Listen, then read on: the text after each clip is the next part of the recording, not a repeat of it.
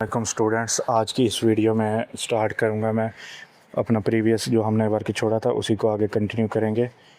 हमारी ये सीरीज़ चल रही है, हमने वीयू फाइनल ईयर प्रोजेक्ट बना रहे हैं और CS6519 का। तो इसमें हमने डोमेन सेटअप वाला पेज बना लिया था। उसके बाद आज हमने बनाना है सेमेस्टर डेट्स, इसी के साथ ही डेडलाइंस वाला यानी कि जो पेज है वो बनाएंगे। तो मैं यहाँ से सबसे पहले अपनी जो रिक्वायरमेंट्स हैं उनको देख लूँगा। इसी के साथ ही हम डेडलाइन वाले पेज में बेसिकली होगा क्या कि सारी जो रिक्वायरमेंट्स हमारी थी ना प्रोजेक्ट की, उसी के अकॉर्डिंग एडमिन डेडलाइन सेट कर सकेगा। तो अब मैंने इसे जेमिनी ओपन किया हुआ है, कोई प्रीवियस चैट है, इसमें मैंने जाके पेस्ट किया और इसमें मैंने कहा रिक्वायरमेंट्स के अकॉर्डिंग मेरे पेज बना दो एडमिन साइड का। तो ये मुझे बना के दे देगा। अब इस पेज में यहाँ पर इसकी जो रिक्वायरमेंट्स थी वो पहले मैंने इसे दी हुई हैं। ये VS कोड ओपन हो गया। अब यहाँ पर एडमिन में आके मैं एक न्यू फाइल क्रिएट कर लूँगा deadlines.php, और जो वो मुझे कोड देगा जेमिनी उसे मैं कॉपी करके वहाँ पर पेस्ट कर दूँगा रिक्वायरमेंट के अकॉर्डिंग। अब यहाँ पर देख लें एडमिन साइड पर हमने इसकी जो रिक्वायरमेंट थी उसी के अकॉर्डिंग इसे बनाना है। बाज़ दफ़ा होता क्या है कि गूगल जेमिनी या जो भी आप AI मॉडल यूज़ कर रहे हैं वो ख़ुद से अपनी मर्ज़ी से कोड करना शुरू कर देता है। तो ये चीज़ आपने नहीं करनी, अपने कंट्रोल में रखनी है चीज़। अब यहाँ पर इन्होंने हमें टेबल का क्वेरी दे दी है यहाँ के, जिसमें वो डेडलाइंस स्टोर होंगी। इसी के साथ ही हमें इन्होंने कोड भी दे दिया। अब सबसे पहले ये जो टेबल है इसकी क्वेरी को मैं यहाँ से कॉपी करूँगा। कॉपी करने के बाद मैं अपना जो PHP माई एडमिन है उसको ओपन करूँगा, डेटाबेस सिलेक्ट करके यहाँ SQL में ये कोड पेस्ट कर दूँगा और देखें डेडलाइन का टेबल क्रिएट हो गया। अब इसका कोड हम यहाँ से कॉपी करेंगे deadlines.php का, और जो मैंने एडमिन के अंदर फाइल बनाई थी उसके अंदर ये पेस्ट कर लूँगा। इसके बाद इसे सेव करूँगा और जो एडमिन साइड बार है वहाँ से मैं हैश को रिमूव कर दूँगा ताकि हमारे पेज का लिंक प्रॉपर हो। अब मैं डोमेन से सेटअप पेज को रिफ़्रेश करने के लिए किया। अब ये देखिए ये मेरा सेमेस्टर डेडलाइंस का पेज बन गया। अब यहाँ पर मैंने जो इसका स्टाइल है इसने खुद ही बनाया, मैंने जैसे इसे कमांड दी थी।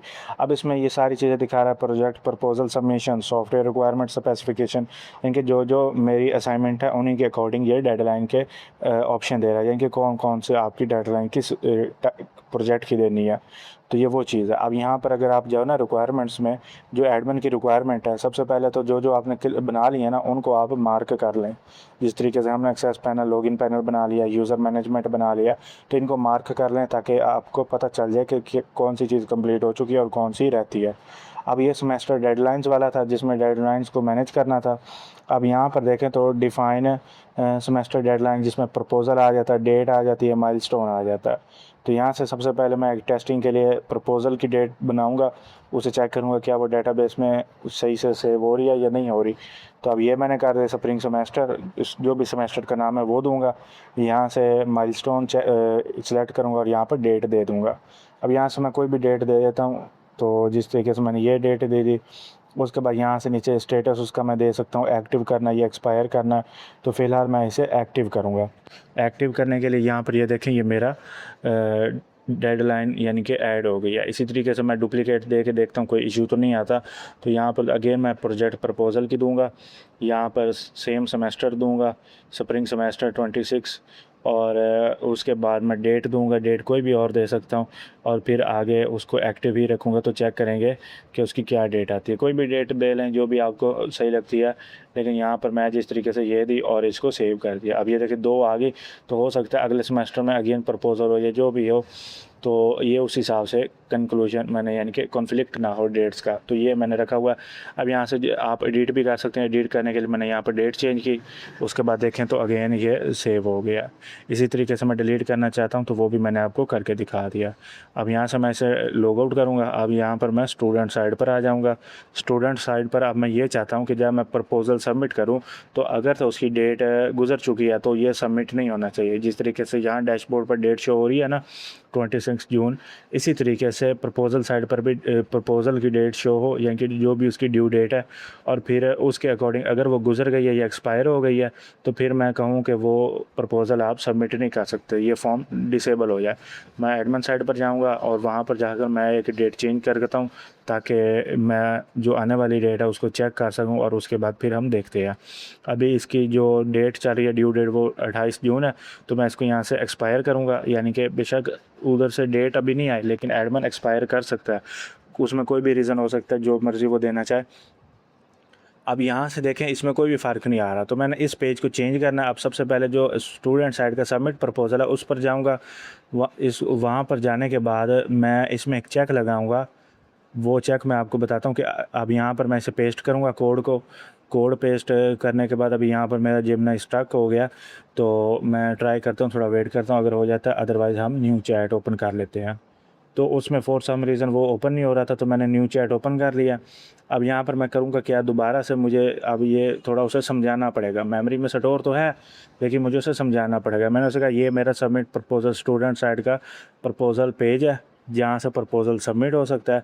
अब यहाँ पर इसमें 2 चेक लगाने हैं। पहला चेक ये लगाना है कि अगर ड्यू डेट गुज़र गई हो तो वहाँ पर ये शो करवाना है कि डेट गुज़र चुकी है, ठीक है, और फॉर्म डिसेबल हो जाए। अब मैंने इसे जो मेरा डेडलाइन का पेज है उसका सारा स्ट्रक्चर दे रहा हूँ, टेबल सॉरी है उसका स्ट्रक्चर दिया, ये सारा उसके पास मेरा स्ट्रक्चर चला गया। इसी तरीके से मैं इसे अपने प्रपोज़ल का भी दूंगा और इसे बताना भी है कि ये मेरे डेडलाइन टेबल का स्ट्रक्चर है। इसी तरीके से अब मैं यहाँ पर इसे बता रहा हूँ कि इसके अकॉर्डिंग चेक लगाना है, ठीक है। और अगर मैंने इसे बताया कि अगर प्रपोज़ल एक्सपायर हो गया, फॉर सम रीज़न एडमिन ने एक्सपायर कर दिया, तो फिर तुमने शो करवाना है कि जो प्रपोज़ल है वो गुज़र चुका है एडमिन साइड से, उसको अभी के लिए रोक दिया गया, तो फॉर्म डिसेबल हो जाना चाहिए। स्पेलिंग मिस्टेक ये खुद ही पकड़ लेगा और चेक कर लेगा। अब यहाँ पर ये लगाया और इसमें मैंने 2 चेक लगाए, यानी कि अगर डेट गुज़र चुकी है तो फिर ड्यू डेट का शो करवाए अलर्ट और फॉर्म तो डिसेबल हो, लेकिन अगर डेट नहीं गुज़री और एक्सपायर है तो फिर एक्सपायर का शो करे। अब इसने बता दिया कि आपके सिस्टम में डायनामिक डेट्स और स्टेटस हैंडल करने के लिए हमें आपके फॉर्म में सबमिशन स्क्रिप्ट लगानी होगी। अब इसमें इसने मुझे कोड दे दिया। इस कोड को अब मैं यहाँ से कॉपी करूँगा, ये स्टूडेंट साइड का कोड है, ये याद रखिएगा। अब ये सारा इसने मुझे कोड दे दिया। अब मैं इसे यहाँ से कॉपी करता हूँ और वहाँ पर जाके पेस्ट करता हूँ, तो देखते हैं इसमें क्या इशू आता है। क्योंकि ये न्यू चैट पे कर रहा हूँ तो इसमें कोई ना कोई मसला आएगा, तो ये आपने एरर्स वगैरह से डरना नहीं है, एरर्स ठीक होते हैं, इनके काफ़ी ज़्यादा चीज़ें हमें समझाते हैं। अब देखें इसमें आ रहा है माइलस्टोन डज नॉट एग्जिस्ट, यानी कि माइलस्टोन का टेबल ही नहीं है हमारे पास। तो मेरे टेबल जो हमारा था इसका नाम है डेडलाइंस, ना कि माइलस्टोन्स। तो अब मैं इसको यहाँ से कॉपी करूँगा इसके टेबल को। अब यहाँ पर एरर है 24 लाइन में, सॉरी 25 लाइन में। अब मैं 25वीं लाइन पर जाऊंगा, वहाँ पर देखूंगा क्या टेबल का नाम है। तो यहाँ पर देखें तो सिलेक्ट की क्वेरी लगी हुई है। अब सिलेक्ट फ्रॉम माइलस्टोन, तो इसका नाम है डेडलाइंस। अब मैंने इसे सेव किया, सेव करने के बाद रिफ़्रेश करूँगा, देखें यहाँ पर शो हो गया। तो छोटे छोटे एरर्स होते हैं, अक्सर ये हमें खुद से भी सॉल्व कर लेने चाहिए। अब यहाँ पर ये इसका माइलस्टोन की दिखा रहा है, ये बिल्कुल ठीक है। अभी देखो ये ड्यू डेट इसकी अभी पड़ी है, तो ये 28 जून है, लेकिन यहाँ पर ये दिखा रहा है माइलस्टोन की डेट गुजर चुकी है, एडमिन ने क्लोज़ किया, अब आप प्रपोज़ल जमा नहीं करवा सकते। डेट भी साथ शो करवा रहा है, तो इसको भी हम चेंज वगैरह कर सकते हैं, इसकी वर्डिंग चेंज कर सकते हैं, इंग्लिश में कर सकते हैं, इसे जिस तरीके से करना चाहें कर सकते हैं। अभी के लिए मैं इसमें ये कुछ नहीं करूँगा, अभी मैं एडमिन साइड पर जाऊँगा, बल्कि इसमें थोड़े और अलर्ट अगर चेंज करना चाहूँ तो वो कर सकता हूँ। तो मैं यहाँ पर जाता हूँ, इसको एक बार दोबारा बस एक यानी कि खूबसूरती के लिए कर रहा हूँ, और बाकी वर्किंग ये परफेक्ट ही काफ़ी है। अब यहाँ पर मैं पेस्ट करूँगा ऐसे कोड को जो हमने कॉपी किया था। पेस्ट करने के बाद यहाँ पर जो भी आता है, अभी यहाँ पर दोबारा से ये टाइम ले रहा है थोड़ा सा जेमिनी। तो यहाँ पर मैंने इसे कहा कि ये इसमें ऐसा करो कि ड्यू डेट गुजर गई हो तो फिर इसकी ड्यू डेट का अलर्ट शो करवाओ इंग्लिश में, और ये भी मैंने कहा। और अगर एक्सपायर डेट यानी कि एक्सपायर हो गई हो डेडलाइन एडमिन साइड से, तो फिर एक्सपायर की शो करवाओ। और अगर दोनों गुजर गई हो, एक्सपायर भी हो गई हो और ड्यू डेट भी गुजर गई हो, तो फिर ड्यू डेट का शो करवाना है। ये सारा मैंने इसे कहा है, और उसके बाद मैं इसे सिंपल एंटर करूँगा। एंटर करने के बाद देखते हैं ये जो कोड देता है उसके अकॉर्डिंग फिर मैं आपको आगे बताता हूँ। अभी ये सारी चीज़ें मैं इसमें राइट कर लूँ प्रॉपर, यानी कि प्रॉम्प्ट दे रहा हूँ अपनी वर्डिंग में मैं देता हूँ ज़्यादातर। बेहतर है आप जितनी अच्छी प्रॉम्प्ट देंगे आपका कोड उतना अच्छा यानी कि ये जनरेट करके देगा। ये बिल्कुल देखें एआई जो है ना बिल्कुल बच्चों की तरह होता है, तो इसे जितना अच्छा आप समझाओगे ये उतना अच्छा आपको रिज़ल्ट प्रोवाइड करेगा। अब इसने मुझे बता दिया कंडीशन, पहली कंडीशन ये अगर डेट गुजर चुकी है तो ये शो करवाना वक्त ख़त्म हो गया, यानी कि अभी तो इसने उर्दू में शो करवाया ना यहाँ पर, लेकिन साथ उसने ब्रैकेट में बता भी दिया कि ये इंग्लिश में दिखाएंगे। इसी तरीके से जो कंडीशन 2 है उसमें है अगर ड्यू डेट रहती हो और एडमिन ने एक्सपायर कर दिया तो फिर एक्सपायर का अलर्ट शो करवाना है। ये सारा कोड है। अब इस कोड को मैं अगेन कॉपी करूँगा यहाँ से और यहाँ पर सबमिट प्रपोजल वाले पेज में जाके पेस्ट कर दूँगा। यहाँ से मैं पहले चेक किया कि सारा कोड जनरेट हो चुका है, तो कोड प्रॉपर वर्क कर रहा है। अब मैं इसे यहाँ से कॉपी करूँगा और यहाँ पर आके सबमिट प्रपोजल में Ctrl+A करके सिलेक्ट ऑल करके पेस्ट कर दूँगा। सेव किया, यहाँ पर आऊँगा, इसको एक बार रिफ़्रेश कर लेता हूँ। दूसरे पेज पर जाके वापस आए तो ये देखें अब यहाँ पर आ रहा है माइलस्टोन एक्सपायर, क्योंकि एडमिन ने एक्सपायर किया हुआ है। ठीक है, due date has not pass, this portal has manually closed by the administrator. तो ये सारा परफेक्ट काम कर रहा है। अब ये देखें, ये पता भी चल रहा है क्या किसने किया। अभी देखो इसकी ड्यू डेट भी बता रहा है कि 28 जून है, लेकिन एडमिन ने एक्सपायर किया हुआ तो वो अलर्ट एक्सपायर वाला शो करवा रहा है। अब मैं इसे यहाँ से एक बार लॉग आउट करूँगा। अब मैं एडमिन साइड पर जाऊँगा, दोबारा से एडमिन को लॉग इन करूँगा और यहाँ पर अब इसकी हम ड्यू डेट वाला चेक करेंगे। अब सेमेस्टर डेडलाइंस यहाँ आ जाते हैं, ये पासवर्ड की वजह से आ जाता है। तो यहाँ पर मैं एडिट में जाऊँगा और इसकी सेमेस्टर डेडलाइन जो है इसे एक्टिव करके यहाँ से इसकी मैं जिस तरीके से जो गुजर चुकी है डेट वो डालूँगा। और अब जाके स्टूडेंट साइड पर हम देखते हैं, तो अभी देखें इसकी 25 जून है जो कि गुजर चुकी है ऑलरेडी। अब मैंने एक्सपायर भी कर दिया है। ठीक है, यानी कि एक्सपायर भी है, ड्यू डेट भी गुजर चुकी है। तो सॉरी, ये तो सुपरवाइज़र साइड आ गई, तो हमने ये बाद में बनाएंगे। फ़िलहाल अभी हम स्टूडेंट साइड बना रहे हैं जो कि मैंने लॉगिन की हुई है, पहले एक रजिस्टर किया हुआ यूज़र, उसी पर काम कर रहा हूँ। अब यहाँ पर ये देखें दिखा रहा है submission close due to deadline and expiration, यानी कि सॉरी एक्सपायर हो गया जिसकी वजह से ये क्लोज़ हो गया। अब ये सारा बन गया। अभी यहाँ पर साइड बार थोड़ा सा स्क्रॉल हो रहा है, उसको भी हम बाद में देखेंगे, लेकिन अभी जो हमारा गोल है वो है रिक्वायरमेंट्स को कंप्लीट करना। अब यहाँ पर मैं दोबारा से एडमिन को लॉगिन करूँगा एज अ एडमिन और यहाँ पर आकर सेमेस्टर डेडलाइन परफेक्ट काम कर रहा है। अब उसके बाद जो हमारी रिक्वायरमेंट है इसको मैं मार्क कर दूँगा ताकि हमें पता चल जाए। अब उसके बाद हम बनाएंगे सुपरवाइज़र साइड।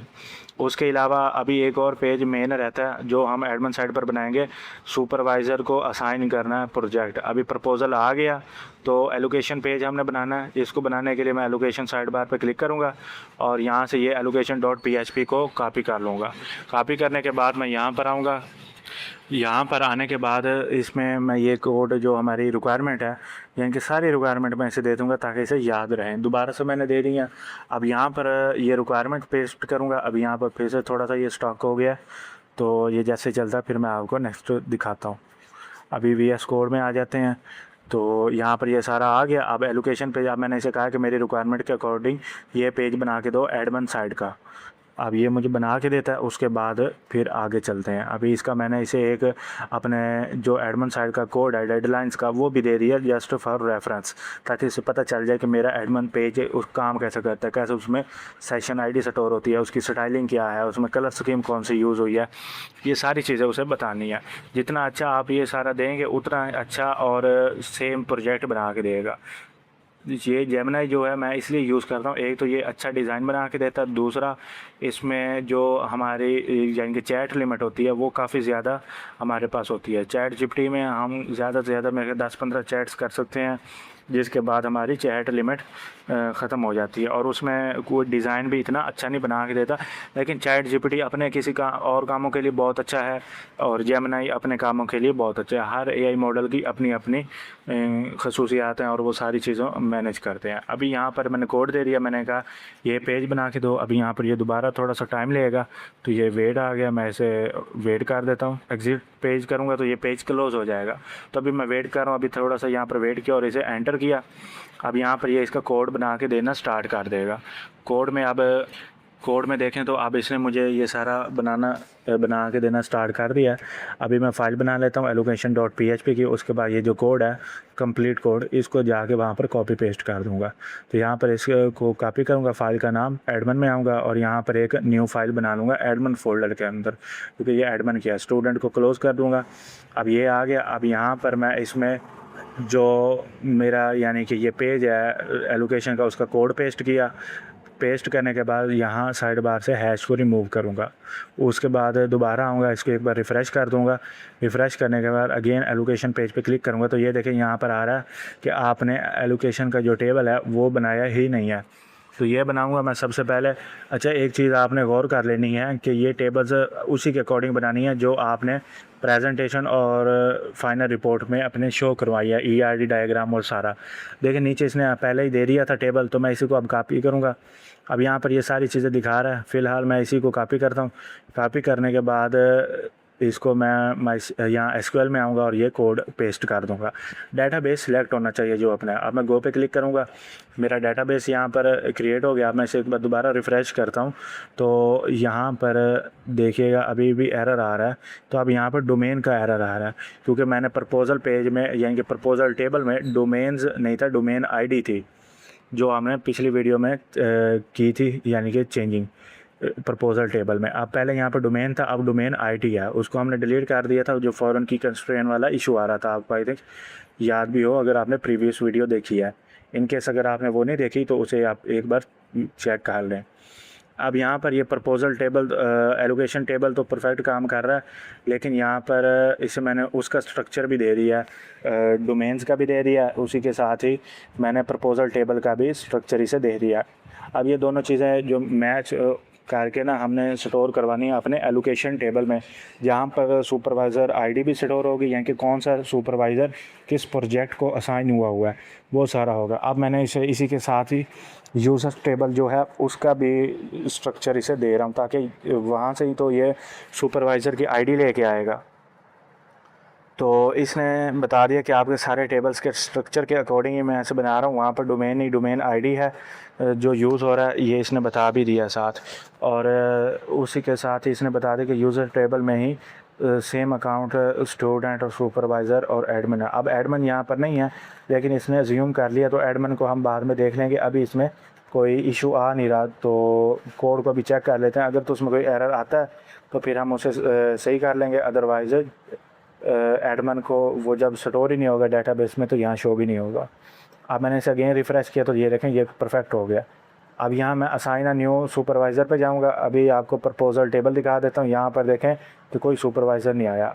अब मैं असाइन अ सुपरवाइज़र पे जाऊँगा। अभी ये एक प्रोजेक्ट का प्रपोज़ल आया था, वो यहाँ ड्रॉप डाउन में शो हो रहा है। अब यहाँ पर मेरे पास एक ही सुपरवाइज़र था, अब्दुल वाजिद।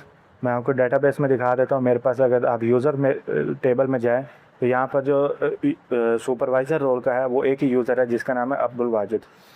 अब यहाँ से मैं इसको असाइन कर दूँगा। ये प्रोजेक्ट जो मेरा एक ही प्रोजेक्ट यहाँ पर है, बाकी जितने भी अगर और होंगे, अभी मेरी पूरी वेबसाइट पर एक ही प्रोजेक्ट है, तो इसको अभी फ़िलहाल असाइन हो गया। अभी मैं जाता हूँ प्रपोज़ल्स टेबल में, तो यहाँ पर देखें तो अभी डोमेन ID तो 0 आ रही है, वो मैं आपको आगे बताता हूँ, क्योंकि यहाँ पर डोमेन 2 है। तो प्रपोज़ल टेबल मैंने पहले बनाया था तो इसलिए यहाँ पर 0 आ रहा है। अब मैं इसे अगर 2 कर देता हूँ तो इस पर वही डोमेन शो होगी जो वहाँ पर दी थी। अभी मैं रिफ़्रेश करता हूँ इसे, ये देखें यहाँ पर वेब डेवलपमेंट शो हो रही है। ठीक हो गया। इसी तरीके से यहाँ से मैं एडिट कर सकता हूँ, डिलीट कर सकता हूँ। अभी मैं डिलीट नहीं करूँगा, फ़िलहाल मैं एडिट पर जाके इसकी जो डिटेल है, यानी कि कोई और सुपरवाइज़र है तो वो दे सकता हूँ। अब ये भी हमारी रिक्वायरमेंट कंप्लीट हो गई। अब यानी कि ये प्रोजेक्ट हमने असाइन कर दिया। स्टूडेंट जो थे इनके उमर जवेद का ये प्रोजेक्ट था जिन्होंने प्रपोज़ल ये सबमिट किया था। अब सुपरवाइज़र को असाइन हो चुका है, सही है। अब मैं आज जाऊंगा अपनी प्रोजेक्ट रिक्वायरमेंट्स पर। अब एडमिन साइड पर ये भी कंप्लीट हो गई है। अब यहाँ से हमने अनाउंसमेंट वाला बनाना है, ये बाद में बनाएंगे जब तीनों एक्टर्स कंप्लीट हो जाएंगे। यानी कि एडमिन तो कंप्लीट हो गया है, ऑलमोस्ट सारा एडमिन हो गया, बस रिपोर्ट और आर्काइव पेज बनाना वो बाद में बनाएंगे जब पूरा प्रोजेक्ट काम कर लेगा। अब हमने सुपरवाइज़र साइड पर लॉगिन पेज बना लिया था, अब उसका डैशबोर्ड बनाना है। मैं यहाँ से लॉग आउट करूँगा एडमिन को। अब आ जाते हैं हम अपने सुपरवाइज़र साइड पर। अब सुपरवाइज़र का काम है वो प्रोजेक्ट को देखेगा, इस पर रिव्यू करेगा, कमेंट करेगा और सारे इसके जो असाइनमेंट्स हैं वही मैनेज करेगा। एडमिन का काम था कि सुपरवाइज़र को प्रोजेक्ट लेके दे देना। ये इसी तरीके से है जैसे कोई यानी कि पैसेंजर है तो आपने उसे बस तक पहुँचाना है, बस स्टैंड तक, तो वहाँ पर पहुंचा दिया। अब वो बस में बैठे या खड़ा होकर जाए ये उसका मसला है, आपने वहाँ तक पहुंचाना था, बस की टिकट लेके देनी थी, वो आपका काम था। तो यही एडमिन का काम है इसमें। अब मैंने इसे यहाँ पर कोड दे रही है कि मुझे सुपरवाइज़र डैशबोर्ड बना के दो, सुपरवाइज़र साइड का मेरी रिक्वायरमेंट के अकॉर्डिंग। अब यहाँ पर मैं एक टेबल बना लूँगा।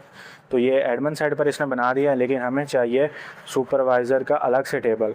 यहाँ सुपरवाइज़र का टेबल आ गया, इसके अंदर अब मैं एक न्यू फाइल बनाऊँगा जिसका नाम है सुपरवाइज़र डैशबोर्ड। अब ये सुपरवाइज़र डैशबोर्ड मैं इसी के अंदर एक न्यू फाइल बना लेता हूँ, सुपरवाइज़र डैशबोर्ड। यहाँ पर आके जो जेमिनी ने मुझे कोड दिया है गूगल जेमिनी में, या जेमिनी जो भी इसे आप कहते हैं, इसको यहाँ से कॉपी करूँगा।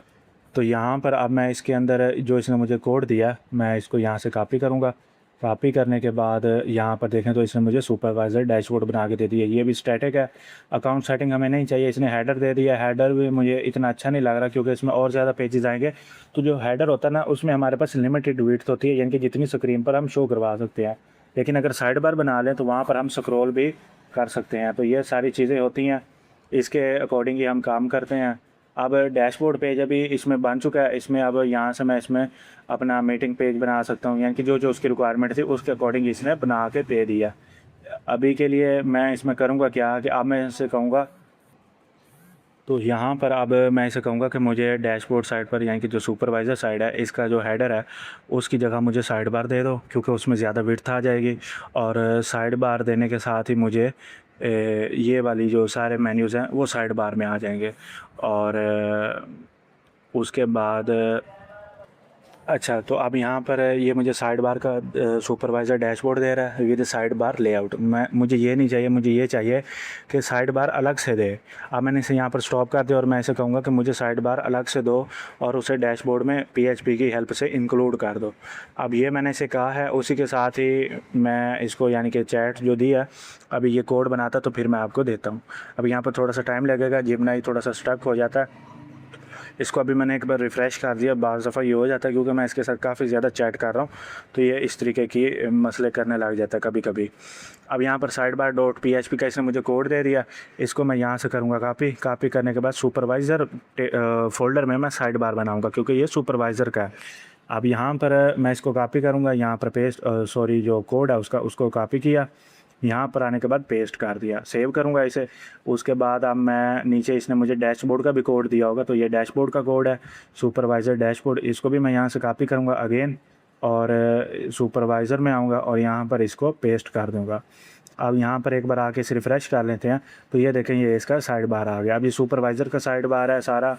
और उसके अलावा आप देखो यहाँ पर प्रोजेक्ट सुपरवाइज़र शो हो रहा है, लेकिन ये थोड़ा सा कलर उसी के साथ मैच कर रहा है जिसकी वजह से शो नहीं हो रहा। तो अब मैं जाऊँगा अपने यानी कि साइड बार में जहाँ पर ये लिखा हुआ है, तो यहाँ पर इसका जो टेक्स्ट है उसको मैं वाइट कर दूँगा। अभी मैं दिखाता हूँ आपको ये कहाँ पर लिखा हुआ है।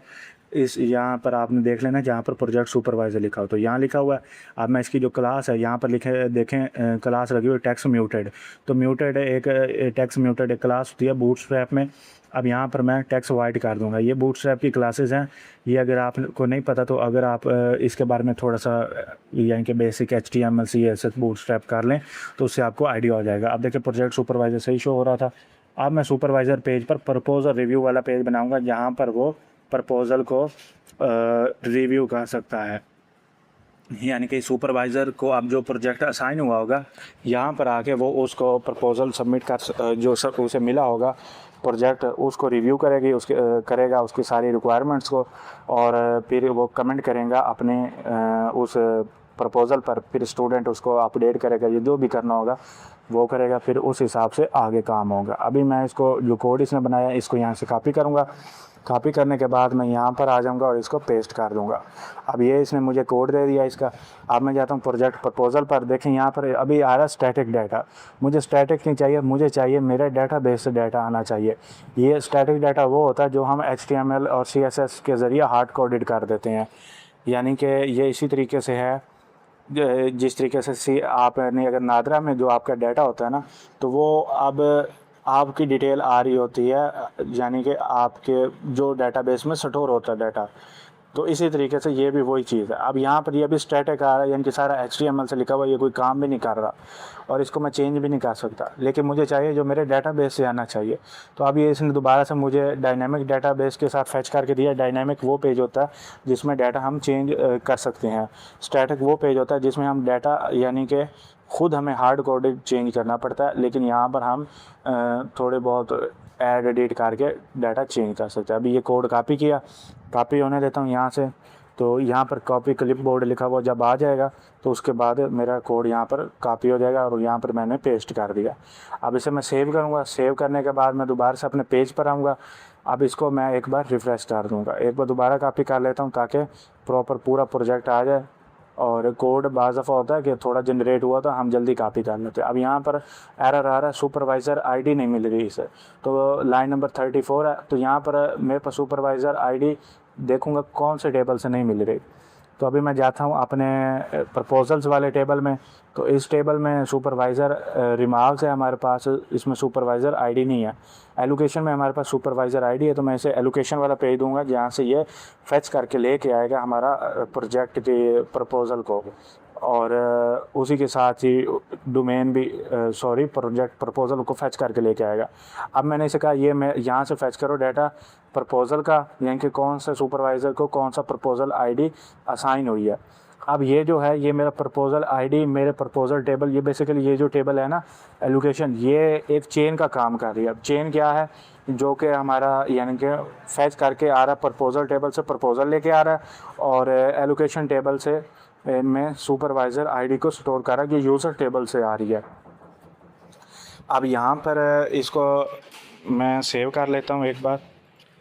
अच्छा, तो अब यहाँ पर इसने मुझे ये सारा कोड दे दिया। अब मैं इसे यहाँ से कॉपी करूँगा और जो मेरा प्रपोज़ल रिव्यू वाला पेज है इसमें आगे इसे पेस्ट करूँगा। अभी इसमें कोई एरर है तो वो मैं देख लेता हूँ, यानी कि एलोकेशन टेबल से लेके आ रहा है ना सारा कोड। इसमें आप देखो तो इसमें कॉन्फ़िगर दिया इसने, यानी कि कमेंट्स वगैरह कर दिए। तो मैंने पेज को जेमिनी को रिफ़्रेश किया, उसे दोबारा से सारा डाटा दिया, वो गलत दे रहा था। तो अब ये न्यू प्रॉम्प्ट मैंने इसे दिया और न्यू डाटा वो जनरेट करेगा इसके अकॉर्डिंग। तो अभी देख लेते हैं क्या डाटा आता है और किस तरीके से आता है। तो फिर मैं इसे यहाँ से कॉपी करता हूँ। अब देखो तो यहाँ पर इसने कॉन्फ़िग का भी बना दिया, लेकिन मेरे पास कॉन्फ़िग की फ़ाइल बनी हुई है, तो मुझे कॉन्फ़िग नहीं चाहिए। मैं इसे अपना जो प्रीवियस कोड है वो दूंगा, उसी के साथ ही मैं इसे कहूँगा कि ये मेरा स्ट्रक्चर है, इसको देखो और इसके अकॉर्डिंग बना के दो। तो ये उसके अकॉर्डिंग ही मुझे बना के देगा। अभी यहाँ पर दोबारा से ये स्टक हो गया, तो इसको मैं एक बार दोबारा रिफ़्रेश कर लेता हूँ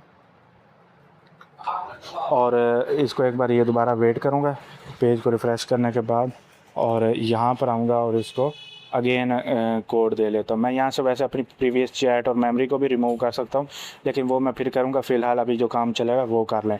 अब यहाँ पर देखें तो एरर आ रहा है हमारे प्रपोज़ल रिव्यू वाले पेज पर कि सुपरवाइज़र आईडी नहीं मिल रही हमें। तो अभी मैं जेमिनी पर गया, इसे ये सारा बताया, अब इसने उसको चेंज किया। अब यहाँ पर देखो तो ये इंक्लूड कर रहा है DB कनेक्शन, हालांकि मेरी फ़ाइल का नाम है config.php। तो ये अगेन एरर आ रहा है इसमें, इसको भी मैं देखूँगा। अभी के लिए फ़िलहाल जो सुपरवाइज़र डैशबोर्ड है मैं उसी पर रहूँगा, और ये जो कोड हमने बना लिया था ये बनाऊँगा, और बाकी का जो काम है वो हम आगे करेंगे। ये वाला जो एरर आ रहा है इसको आगे बाद में सॉल्व करेंगे।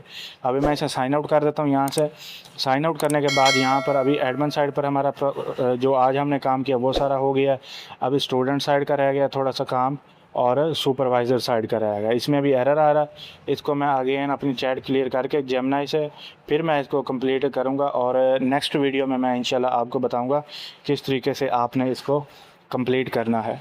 और अगली वीडियो में मैं इंशाल्लाह कोशिश करूँगा कि ये सारा प्रोजेक्ट ही कंप्लीट कर दे, क्योंकि एडमिन साइड की हमारी रिक्वायरमेंट्स हो चुकी हैं। तो यही थी वीडियो।